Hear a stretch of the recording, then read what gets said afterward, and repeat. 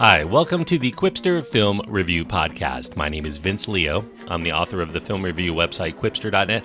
I invite you to check out over 4,000 of my written reviews. You can read there anytime. Quipster.net is where to go. QWIPSTER.net. While you're there, I do encourage you to check out my other podcast called Around the World in 80s Movies. Just look for that link at my website, Quipster.net. Today I'm going to be looking at the latest in the Men in Black franchise.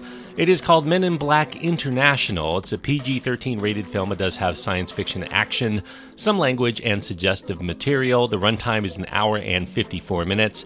The main stars are Tessa Thompson and Chris Hemsworth, with Liam Neeson, Rafe Spall, Emma Thompson, Camille Nanjiani, and Rebecca Ferguson filling out some of the supporting cast.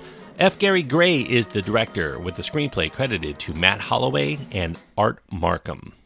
Now, although the original Men in Black trilogy had basically run out of ideas, and not in its third film, but really halfway through its first, Hollywood's never one to leave a once popular franchise dormant for long. Studios hope that time has been kind enough to produce a wave of nostalgia among moviegoers, enough to give a continuation a shot again at the theater. That desire to draw on nostalgia would have seen the other nostalgic property, 21 Jump Street series, merge with the Men in Black series for a combined film, but that deal fell through due to not being able to get the two sides to agree on a clear and creative direction. 21 Jump Street series is an R-rated series with a lot of raunchy humor. How do you merge that with the audience that loves the Men in Black series? The project would end up proceeding forward, though, after it fell through, merely as another Men in Black entry.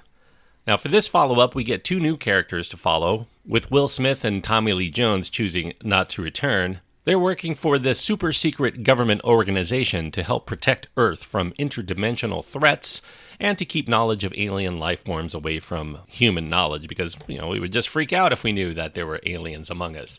These two characters are Tessa Thompson's newly on-board Agent M. We meet M, also known as Molly, first as a civilian girl with big dreams of exploring the secrets of the universe after she ends up encountering an alien when she was a kid. Chris Hemsworth's roguish veteran named Agent H is also in this film.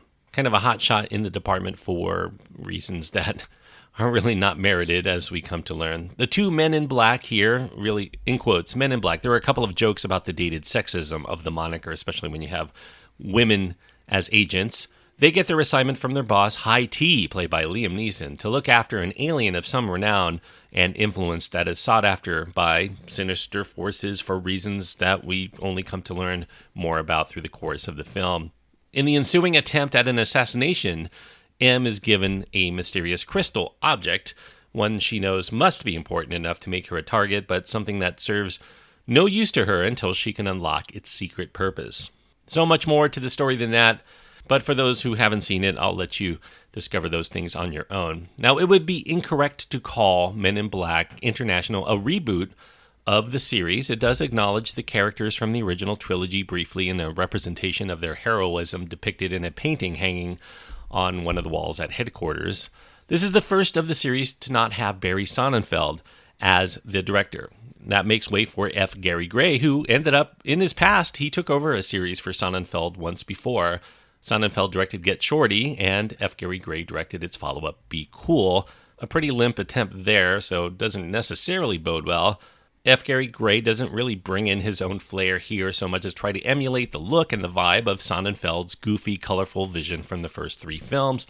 The screenplay from the team of Matt Holloway and Art Markham, they have worked together in the past. They are mostly known for bringing forward big comic book properties. Iron Man was their first really big script. They followed it up with Punisher Warzone and Transformers The Last Night. Those last two titles don't exactly sizzle with ripe comedic material or fascinating new twists on the formula premise, and neither does this movie. You have a modicum of mystery elements in this film that will likely fool no one but someone who's probably never seen a film before. And much is made of the international aspect of the title here. It opens up the action to varied scenic locales around the world. London, Paris, Morocco, etc. The same's to change scenery pretty often for the series. The interplay between the two leads is fine. It's not exactly the stuff of natural chemistry, I would say. And that's despite seeing these two work together before to some degree, to some success really, in Thompson's debut to the MCU in Thor Ragnarok, of course, starring Chris Hemsworth.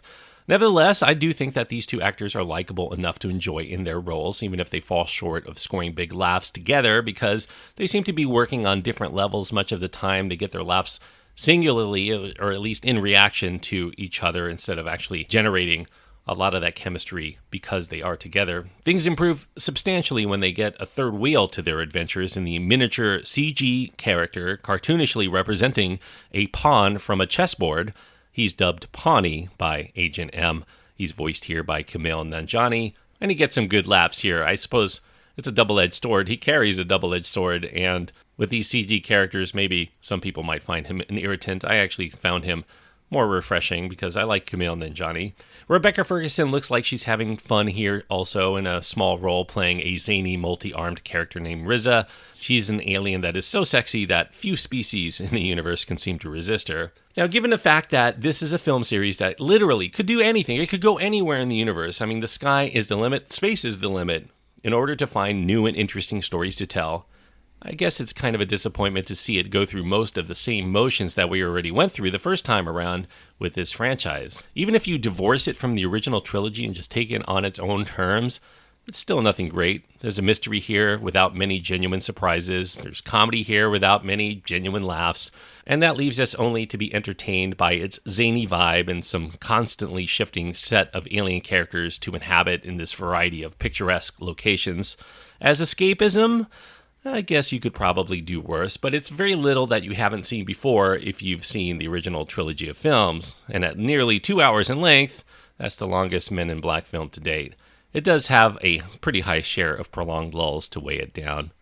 It could have definitely used a little bit of trimming, given that not many scenes are actually pushing forward any kind of narrative. If you're a longtime fan of the series, I guess seeing the dormant franchise revived, it's only been 7 years since the last one though, but that may be enough to sate you into being content with what International has to offer. You're just hoping that it's successful enough to continue to see Men in Black films. If you've never really cared much for these movies, though, this entry is certainly not going to turn you around on them, and it doesn't exactly break out into new territory despite its new globe-hopping premise. So I'm going to give Men in Black International 2.5 stars out of 4. 2.5 stars on my scale means that I do think that it had the tools, it had the talent to be an actual worthwhile film to recommend to most people. However, it does fall short here because it is definitely very formulaic and honestly not a lot that you haven't seen before except for maybe better special effects. And the story itself feels very rudimentary and full of not a lot of surprises, not a lot of laughs, as I mentioned. So it's kind of weak material here. So 2.5 stars is really the best I can give Men in Black International. Thanks everyone for listening. I hope that you enjoyed this review. If you have your own thoughts on Men in Black International, I do encourage you to reach out to me. You can find my contact information at my website, quipster.net, where you can also find links to my Twitter feed and Facebook page. All of these are adequate ways to get in touch with me. Until next time, thanks everyone for listening, and please enjoy your time anytime you get to go to the movies.